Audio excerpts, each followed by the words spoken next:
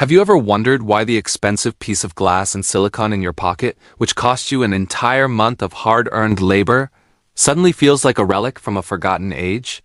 What if I told you that the invisible foundation of our digital lives, the humble memory chip, has quietly become more valuable than the very processors that run our world? In the last few months, prices for some memory components have surged by a staggering 314%. Even while the world is buying fewer computers and phones than ever before.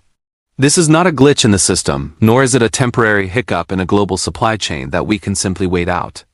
We are witnessing the end of an era where hardware was cheap and performance was guaranteed, and it is all because of a hunger that cannot be satisfied. Before we dive into the cold, calculated mechanics of this crisis, take a moment to subscribe to the channel so you can stay informed as the digital landscape shifts beneath your feet. For decades, random access memory, or RAM, was the one part of your computer you never had to worry about because it was plentiful and affordable. You could double your system's performance for the price of a nice dinner, and manufacturers treated it like a commodity as common as salt. But that world died when the heavyweights of the tech industry realized that the future was not in your pocket, but in the massive server farms that power artificial intelligence. The graphics processing units, or GPUs, were the first to be devoured by the AI boom, but they were just the teeth of the beast. Memory is the blood, the life force, that feeds data into these chips at speeds we can barely comprehend, and right now, the beast is thirsty. Without incredibly fast memory, the most powerful chips in existence are nothing more than expensive paperweights waiting for instructions that never arrive. The real battle is not happening in the aisles of your local electronics store, nor is it about the standard sticks of memory you plug into a desktop. The industry has pivoted toward a specialized technology known as high bandwidth memory, or HBM, which is designed to sit directly next to the AI processor to feed it data at extreme velocities.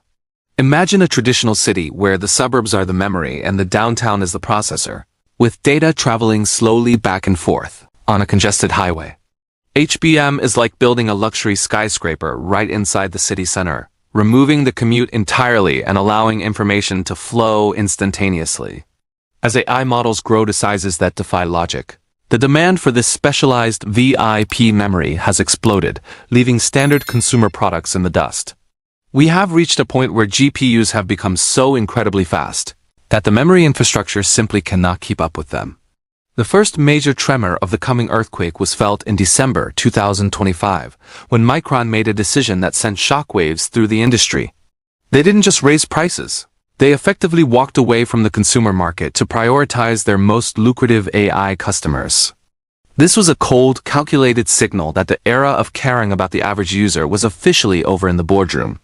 By the time we reached early 2026, Micron had already sold every single unit of its high-bandwidth memory for the entire year. Meanwhile, Samsung was reporting massive profit growth that would make a king blush, all fueled by this insatiable demand from the architects of artificial intelligence. The message was clear. If you are not a billion-dollar tech conglomerate, you are no longer the priority. You might ask yourself why these multi-billion-dollar corporations don't simply build more factories to meet this overwhelming demand. The reality of semiconductor manufacturing is that you cannot simply flip a switch and double your output in a week or a month. Building a modern fabrication plant, or a fab, takes years of precision engineering and tens of billions of dollars in investment. We are looking at a timeline where major new capacity won't even begin to come online until the period between 2027 and 2030. This means we are trapped in a bottleneck of our own making, with no easy exit strategy for the foreseeable future. To make matters worse, producing the high-end memory required for AI uses the same base resources as the standard memory used in your laptop. This is where the math becomes truly terrifying for the average consumer, because there is a lethal trade-off happening behind the scenes. Producing 1 unit of high-bandwidth memory for an AI chip consumes 3 times the manufacturing capacity of standard memory. For every single stick of high-end RAM that goes into an NVIDIA server, 3 sticks of standard RAM for a student's laptop are never even born. The manufacturers are essentially sacrificing the many to serve the few, because the profit margins on AI hardware are infinitely higher than on consumer electronics. This shrinking supply is creating a vacuum that is sucking the life out of the market for everyone else. It is a zero-sum game where the house always wins and you are not the house. By the early months of 2026, the effects of this strategic abandonment became impossible for the public to ignore. Prices for standard memory surged by nearly 95% in a single quarter, a rate of inflation that would trigger a national emergency. In any other sector, PC memory was projected to more than double in price by the end of the year, making basic repairs and upgrades a luxury. Even the storage chips used in your phones and cameras, known as NAND, began to follow this upward spiral. Manufacturers across the globe shifted their entire production lines towards server-grade hardware, leaving the consumer shelves bare, and the prices skyrocketing. We are now living in a world of constrained inventory and desperate competition for the scraps that remain. The shortage did not stop at the components themselves, but quickly began to bleed into every device that requires a digital heartbeat. Laptop shipments are expected to fall by nearly 10% in 2026 because companies simply cannot afford the parts to build them. Smartphones and televisions, once the staples of the modern home, are facing rising costs and shrinking profit margins that force manufacturers to make difficult choices. Even the basic, low-cost memory chips used in simple devices like smart TVs have quadrupled in price over a matter of months. Companies like Lenovo have been forced to do something almost unheard of in the corporate world, repricing orders while they are already in the middle of being shipped. This is the definition of a market in freefall, where a contract is only as good as the silicon available to back it up. If you are a gamer, the news is particularly grim, as the market for high-performance hardware is being hit from every possible angle. Memory constraints are now actively threatening the release dates of next-generation consoles and new PC platforms that were supposed to redefine the medium. We are seeing a shift where game developers are being forced to optimize their software for older, lower-end hardware. The days of seeing massive leaps in graphics every 2 years may be coming to an end, replaced by a long period of stagnation. Players are holding onto their aging systems longer than ever before, not out of loyalty, but out of financial necessity. The dream of the cutting edge is being deferred by the reality of the supply chain. As we moved further into 2026, industry leaders began to drop the facade of optimism and issued stern warnings about the future. They predicted that these memory shortages could eventually force widespread production cuts across the entire electronics industry. Some smaller manufacturers, unable to compete with the giants, may be forced to exit certain product lines entirely. Global output of the devices we rely on for work and entertainment could drop significantly as the year progresses. Major corporations have begun demanding multi-year prepayments, locking in the world's supply of memory years in advance.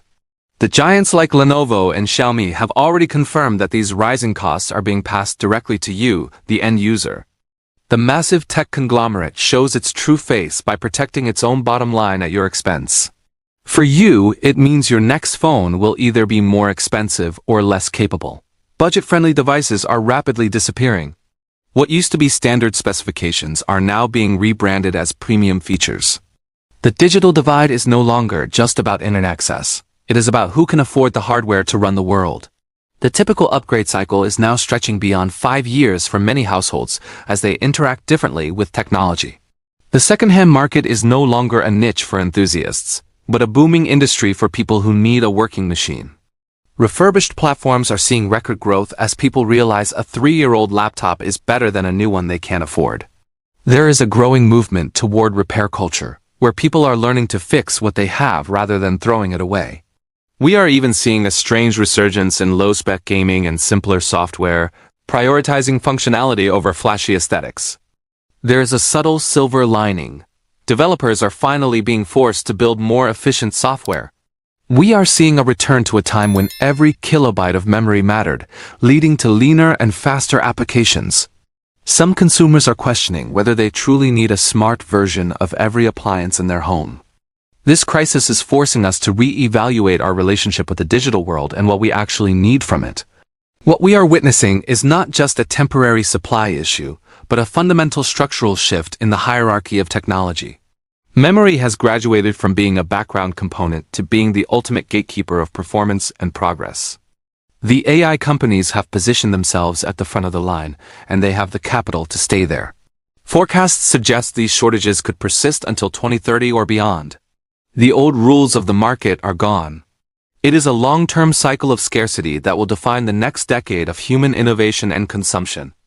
The lesson here is one of awareness and adaptation in a world that no longer prioritizes the individual user. My advice to you is to stop chasing the latest releases and start valuing the hardware you already own. Invest in maintenance, learn the basics of repair, and don't be fooled by marketing that promises a revolution. The villains in the boardrooms are making logical choices for their shareholders, so you must make logical choices for your own life. Be skeptical of subscription models and cloud solutions that hide the fact that hardware is becoming too expensive to own. As we look toward 2030, do we want a world where performance is reserved for the elite and the algorithms? If we stop playing the game of constant upgrades, we force the industry to reconsider its strategy. The power of the consumer is not in what we buy, but in what we refuse to accept. The next time you see a headline about an AI breakthrough, understand that it's being paid for by the rising cost of your digital life. We are living through a silent transition where the tools of the masses are being sacrificed to build the brains of the future.